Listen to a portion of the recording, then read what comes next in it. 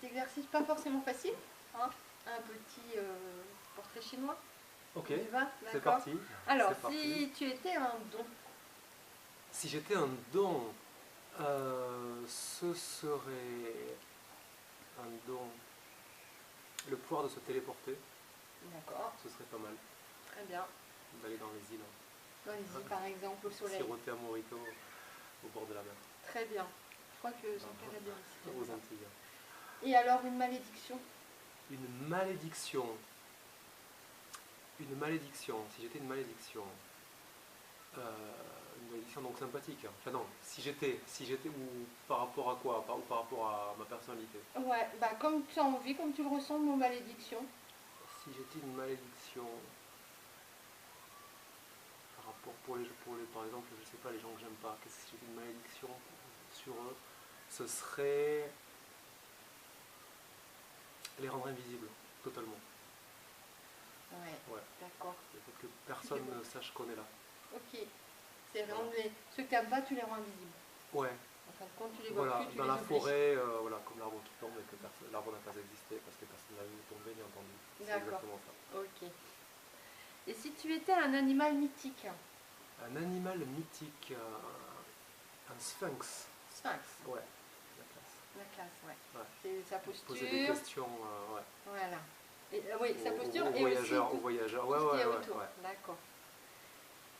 Si tu étais un personnage du Seigneur des Anneaux? Un personnage du Seigneur des Anneaux, qui j'aimerais être? Un personnage du Seigneur des Anneaux. Tom Bombadil, il est super sympa. Tom. Ok. Ouais. Si tu étais un lieu sombre? Un lieu sombre, le cœur humain. Le cœur humain. Ouais. Il est sombre. L'âme humaine, voilà, le cœur humain, les secrets au fond de notre poitrine. D'accord. Tout ça, cette zone voilà, De de ténèbres qui est au fond de nous. Voilà. Voir.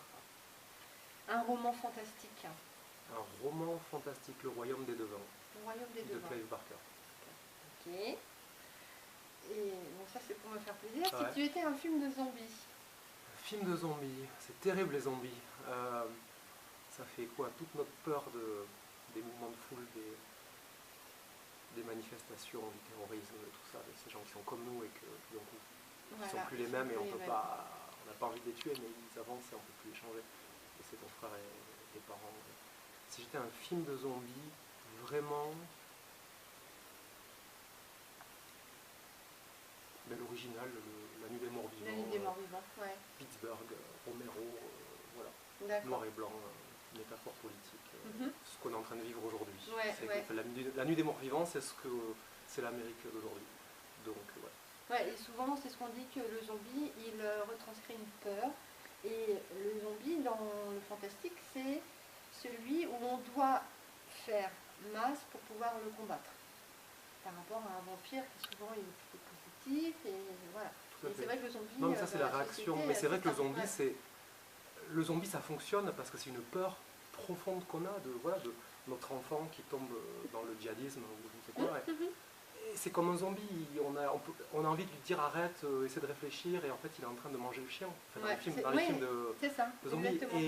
Et c'est plus que la peur du cadavre qui revient à la vie, c'est vraiment le fait que c'est notre semblable qui veut nous bouffer le cerveau et qu'il n'y a plus de communication, et en plus il y a le phénomène de masse parce qu'ils se reproduisent et on se sent totalement impuissant, et ça c'est au niveau, voilà, c'est sous la surface, c'est pas ce qui fait le côté ludique des histoires de zombies, c'est que voilà, il y a de l'action, il y a de l'aventure, mais ça nous terrifie pour ça.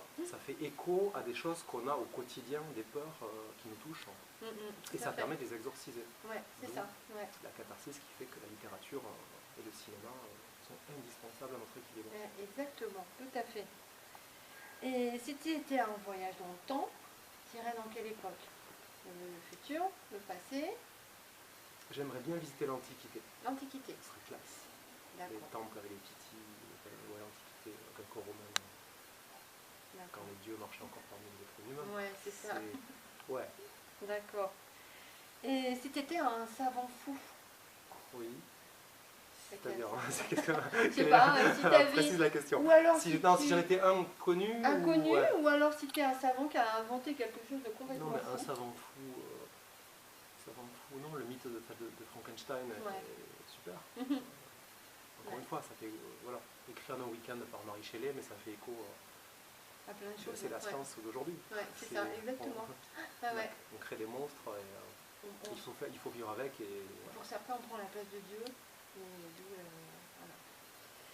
Et puis une dernière, si tu étais un héros torturé, ou de la littérature, ou je sais pas, n'importe quel Un héros torturé, il y en a tellement, un véritable héros torturé.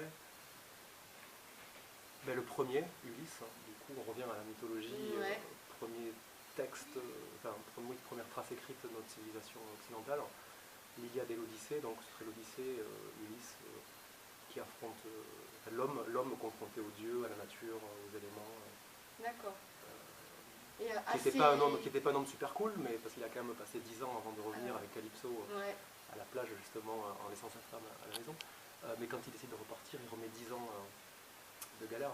Et puis il est aussi face à tout, enfin, ses défauts, ses qualités, et puis aussi... Non, c'est un vrai Et héros, ouais. quoi. Il est pas bon, c'est juste un être humain. Donc il a plein de défauts, mais c'est un meneur d'homme aussi. Oui, c'est ça. C'est Ouais. quelqu'un qui est plus grand que nature, parce qu'il a quand même le courage, au début c'est pas exprès, mais d'affronter les dieux. Mhm. Ouais. C'est ce que font toutes les grandes histoires, en fait, souvent d'horreur, parce que du coup, l'Iliade et l'Odyssée, c'est quand même une super histoire d'horreur. Mhm. Quand on pense au Cyclope, aux dieux, c'était terrifiant, et c'est gore. Mhm.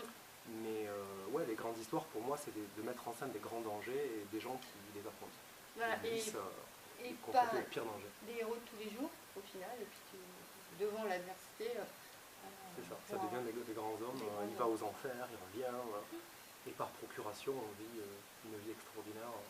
Ouais. Et on se dit, bon, si Ulysse, il a fait ça, Pourquoi pas moi? moi, dans mon petit quotidien, ouais, quand même, je peux avancer dans ma vie. D'accord.